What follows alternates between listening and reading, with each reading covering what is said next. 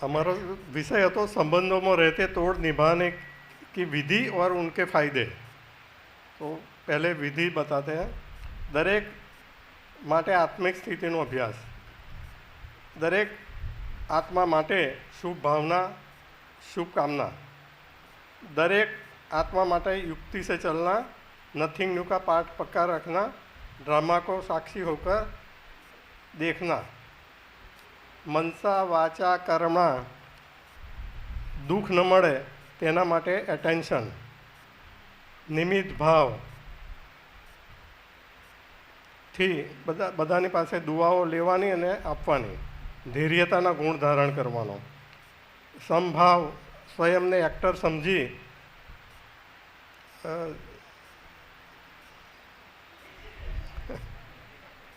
સમજીને રહેવું અને બીજાનો પાઠ પણ સાક્ષી થઈને જુઓ। ट्रस्टी बनना, बैलेंस द्वारा ब्लेसिंग देना और लेना, न नाराज होना न नाराज करना, गुण देखना और गुण दान करना, हर एक के स्वभाव संस्कार को समझते हुए एक्सेप्ट करना, स्वीकार करना। सहनशील बनना, न किसी के लगाव में न किसी के झुकाव में आना, हर एक की भावना को समझ अपनी फर्ज अदाई करना। दरेक आत्मा नाना के मोटा सम्मान रिस्पेक्ट आपवो, बीती को बिंदी लगाकर आगे बढ़ना अने भूली जवानुं। कोई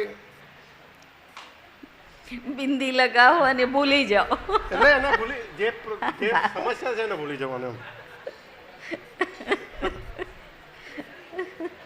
कोई बददुआ दे तो भी शुभ भावना में बदल कर दुआ देना। परिवार में रहते हर एक को प्यार से चलाना, हर एक की ज़रूरियात समझकर उनके पूर्ण करना। लेट गो की भावना, संबंधों में किसी से भी अपेक्षा नहीं रखना। स्वयं वही तो फेल होते हैं, वही तो चर्चा करनी थी। चर्चा के लिए विषय इसीलिए दिया था।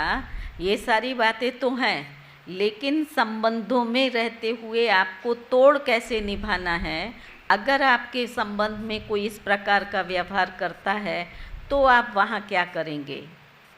क्या उस पर एक प्रैक्टिकल विषय, ये प्रैक्टिकल विषय था जिससे आप अपने अनुभव के आधार से उन पॉइंट्स को निकालें।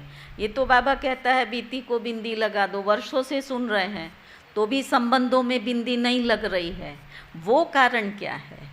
अब हमने जब ये लक्ष्य लिया है तो बिंदी लगाने के लिए इसकी विधि क्या रहेगी, हम क्या पुरुषार्थ करेंगे, तो प्रैक्टिकल की थोड़ी चर्चा करनी थी। बाकी तो सारे ज्ञान के पॉइंट्स हैं ही हैं। संतुष्ट होकर चलना और औरों को भी संतुष्ट करना।